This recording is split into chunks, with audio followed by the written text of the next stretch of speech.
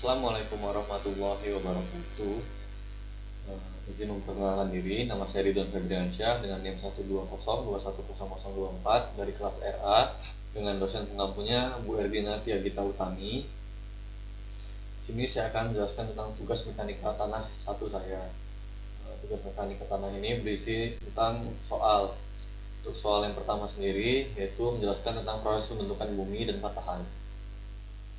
Proses pembentukan bumi. Proses pembentukan muka bumi disebut juga dengan proses geologis. Proses ini terdiri dari dua macam, yaitu proses dari dalam atau endogen dan proses dari luar yaitu eksogen.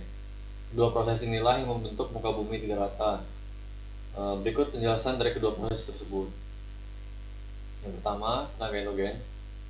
Proses pembentukan muka bumi dari dalam atau disebut juga dengan proses endogen. Proses endogen ini disebabkan adanya energi panas dari mantel dan kerak bumi. Energi panas yang timbul berasal dari disintegrasi unsur radioaktif mantel bumi. Hal tersebut berakibat pada munculnya fenomena-fenomena alam seperti gempa bumi dan berkembangnya benua hingga munculnya palung samudera dan pegunungan, aktivitas vulkanik, pembentukan batuan, dan lainnya. Jadi pada proses endogen ini, bumi ini terbentuk karena fenomena-fenomena alam ini. Lalu yang kedua, tenaga eksogen.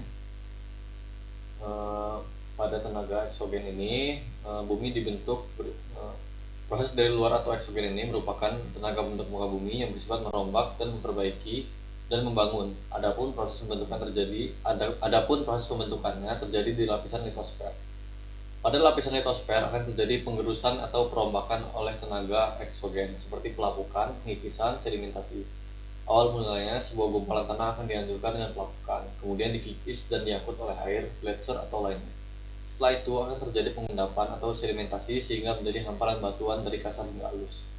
Jadi ini dari dikikis terus di pengangkut lalu di pengendapkan lalu akan terbentuknya muka bumi ini. Mungkin seperti itu untuk proses dari eksogen. Lalu proses terbentuknya patahan. Patahan bumi adalah perubahan bentuk bumi yang terjadi akibat adanya tekanan tenaga endogen yang cepat sehingga permukaan bumi tidak cepat melipat dan timbullah patahan. Patahan sesar ini biasanya terjadi di daerah berbentuk bebatuan. Biasanya patahan terjadi akibat adanya gempa bumi. Jadi patahannya jadi karena adanya gempa bumi dan ini karena faktornya karena tekanan tenaga endogen yang cepat. Contoh dari patahan ini adalah patahan Semangko, mulai dari Aceh hingga Semakau, Lampung. Ini adalah Bukit Barisan Lampung. Ini adalah patahan metamorfik. Lalu selanjutnya, soal selanjutnya, jenis peta geologi dan kegunaannya di bidang konstruksi. Jenis-jenis peta geologi meliputi peta geologi permukaan, peta singkapan, peta iktisar geologis, peta struktur, peta isopat, peta fotogeologi, peta hidrogeologi. Gunaan peta geologi dalam bidang konstruksi jika dilihat dari segi pembangunan nasional milik gunaan untuk mendukung banyak program perencanaan pembangunan di sebuah wilayah yang mencakup tahap perencanaan, pelaksanaan, dan juga evaluasi. Informasi yang didapat dari peta geologi ini akan memberikan informasi dari bentuk, jenis, dan juga penyebaran batuan, susunan morfologi, kemiringan lereng, urutan variasi bebatuan, tingkat rentan tanah, dan juga pengambilan keputusan atas layak atau tidaknya sebuah wilayah untuk sebuah maksud atau tujuan. Lalu yang ketiga, proses terbentuknya batuan. Jenis batuan dan mineral yang tergantung. Proses terbentuknya batuan, seperti lain proses terjadinya hujan, batu pun juga memiliki siklus tersebut. Setidaknya ada beberapa proses dari siklus batuan ini. Siklus ini melibatkan 3 pokok jenis batuan, batuan beku, sedimen, dan metamorf. 3 jenis batuan ini ternyata terjadi dalam satu siklus yang sama. Dengan kata lain, 3 batuan ini berbentuk saling berlindas. Berikut merupakan proses siklus batuan. Jadi yang pertama itu batu itu berasal dari magma.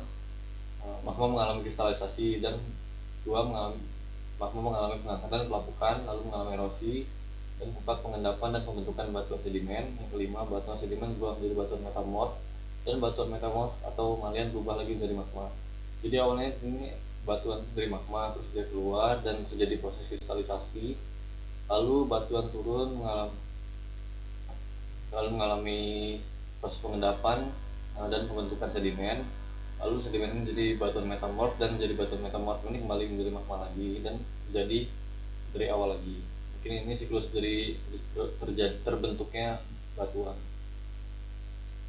Jenis-jenis batuan sendiri ada batuan sedimen. Batuan sedimen ini jenis batuan terbentuk di atas permukaan bumi dan dibekukan pada suhu dan tekanan udara yang rendah.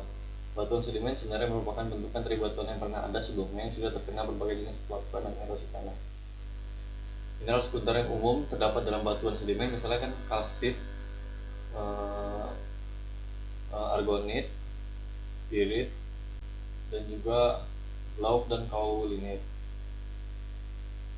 Selanjutnya batuan metamorf. Batuan metamorf merupakan sebuah batuan yang mengalami perubahan atau transformasi dari batuan lainnya yang sudah ada sebelumnya dan disamai dengan adanya proses metamorf sehingga bentuk baru yang berbeda dengan jenis batuan sebelumnya. Proses pembentukan batuan metamorf ini bisa terjadi dengan adanya tabrakan lempeng benua yang bisa menyebabkan adanya tekanan horizontal, distorsi, dan gesek pada lempeng tersebut. Batuan metamorf juga bisa terbentuk karena adanya pemanasan dari magma yang ada dalam perut bumi. Jenis-jenis batuan metamorf antara lain, yang pertama batuan metamorfosis kotak, batuan metamorf regional, batuan metamorf katalakstik, batuan metamorf hidrotermal, batuan metamorf tindihan, dan batuan metamorf dampak. Yang keempat, soal terakhir, proses pelapukan batuan dan jenis tanah yang dibentuk. Secara umum, pelapukan dibagi menjadi 3 macam, yaitu pelapukan organik atau biologis, pelapukan fisika, dan pelapukan kimiawi. Pada dasarnya, 3 jenis pelapukan ini bekerja bersama-sama, namun ada kemungkinan salah satu prosesnya lebih dominan dibandingkan dengan yang lainnya. Itulah sebabnya muncul salah satu jenis pelapukan. Pelapukan organik atau biologis, yakni pelapukan yang disebabkan karena ada yang makhluk hidup. Contoh dari pelapukan organik ini yaitu hancurnya batuan karena ada tanaman lumut yang hidup menempel di batuan tersebut. Lalu yang kedua ada pelapukan fisika, yakni pelapukan yang disebabkan oleh perubahan suhu atau iklim. Sebagai contoh dari pelapukan ini adalah hancurnya batuan dikarenakan adanya perubahan cuaca dari musim kemarau ke musim penghujan. Lalu pelapukan kimia atau kimiawi yaitu pelapukan yang terjadi karena tercampurnya batuan dengan zat-zat kimia. Contoh dari pelapukan ini adalah hancurnya batuan yang disebabkan karena tercampur oleh limbah pabrik yang banyak mengandung bahan kimia. Jenis-jenis tanah. Yang pertama ada tanah humus. Tanah humus berasal dari pelapukan ranting, daun, dan bagian tumbuhan lainnya. Jadi tanah humus adalah tanah yang muncul akibat tumbuhan-tumbuhan yang membusuk. Tanah aluvial merupakan tanah yang terdapat di sepanjang aliran sungai. Jadi karena endapan lumpur yang terbawa aliran sungai. Sifat tanah ini sangat dipengaruhi oleh material yang terkandung oleh sungai yang melaluinya. 3. Tanah kapur. Berbeda dengan tanah humus, tanah kapur tidak memiliki unsur hara sehingga tanah ini bersifat tidak subur. Hal ini terjadi karena tanah kapur berasal dari pelapukan batuan kapur yang tidak mengandung unsur hara. Yang 4. Tanah pasir. Tanah pasir merupakan tanah yang berasal dari pelapukan batuan pasir. Yang kelima, tanah organosol. Tanah organosol atau tanah gambut adalah tanah yang berbentuk dari bahan induk berupa bahan organik hutan atau rumputan yang mengalami pelapukan. Tanah gambut ini dia sifat subur ya. Lalu yang keenam ada tanah laterit. Tanah laterit berbentuk karena unsur hara hilang dalam tanah akibat erosi atau terkena hujan terus-menerus. Tanah ini memiliki warna merah bata karena banyak mengandung zat besi dan aluminium. 7. Tanah vulkanik. Tanah vulkanik adalah tanah yang berasal dari muntahan gunung berapi yang sudah mengalami pelapukan. Tanah vulkanik banyak mengandung unsur hara sehingga sifatnya sangat subur. Ya, mungkin sekian dari saya. Untuk kurangnya saya mohon maaf, dan jika ada lebihnya mohon ditangkap dengan baik. Saya akhiri, wabillahi taufiq wal hidayah. Assalamualaikum warahmatullahi wabarakatuh. Terima kasih.